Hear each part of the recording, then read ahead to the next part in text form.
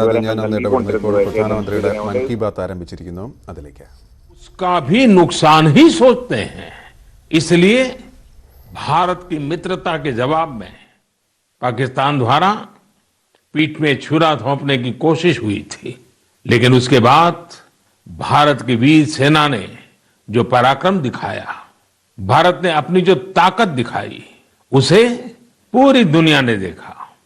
आप कल्पना कर सकते हैं, ऊंचे पहाड़ों पर बैठा हुआ दुश्मन और नीचे से लड़ रही हमारी सेनाएं, हमारे वीर जवान, लेकिन जीत पहाड़ की ऊंचाई की नहीं, भारत की सेनाओं के ऊंचे हौसले और सच्ची वीरता की हुई।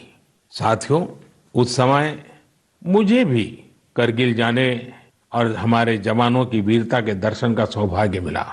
वो दिन मेरे जीवन के सबसे अनमोल क्षणों में से एक है।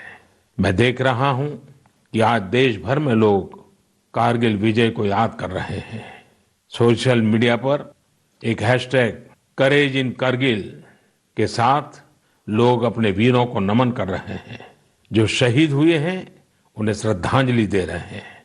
मैं आज सभी देशवासियों की तरफ से हमारे इन वीर जवानों के साथ साथ उन वीर माताओं को भी नमन करता हूं, जिन्होंने मां भारती के सच्चे सपूतों को जन्म दिया।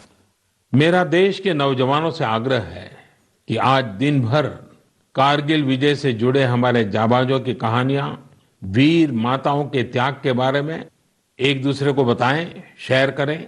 मैं साथियों आपसे एक आग्रह करता हूं। आज एक वेबसाइट है www.gallantryawards.gov.in।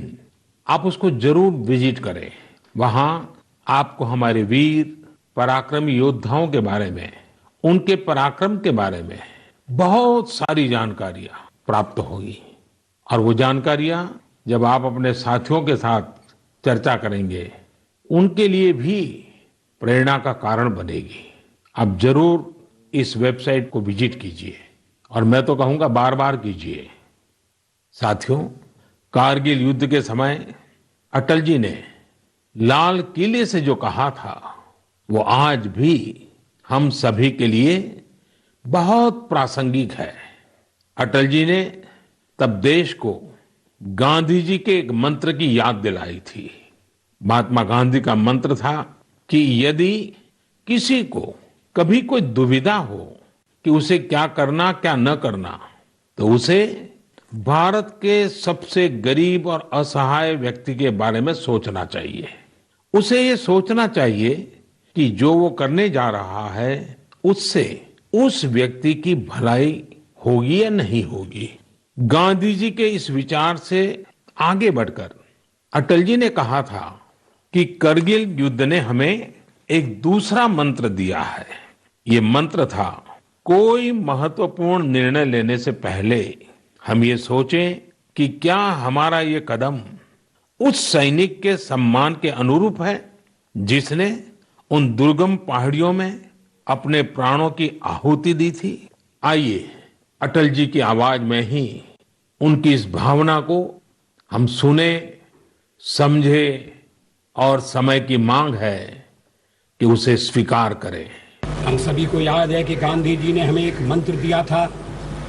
उन्होंने कहा था कि यदि कोई दुविधा हो कि तुम्हें क्या करना है, तो तुम भारत के उस सबसे असहाय व्यक्ति के बारे में सोचो और स्वयं से पूछो कि क्या तुम जो करने जा रहे हो उससे उस व्यक्ति की भलाई होगी।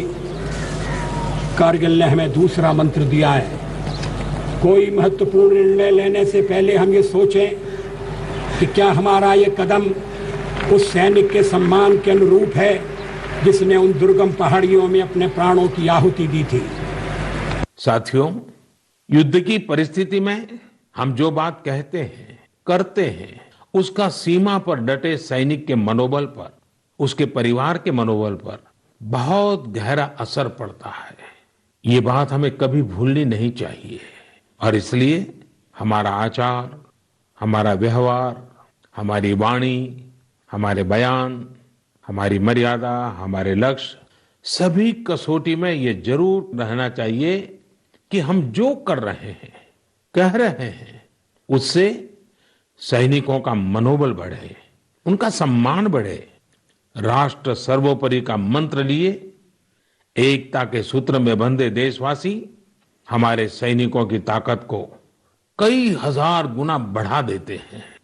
हमारे यहाँ तो कहा गया है ना, संगे शक्ति कलो युगे। कभी कभी हम इस बात को समझे बिना सोशल मीडिया पर ऐसी चीजों को बढ़ावा दे देते हैं जो हमारे देश का बहुत नुकसान करती है। कभी कभी जिज्ञासावत फॉरवर्ड करते रहते हैं, पता है गलत है,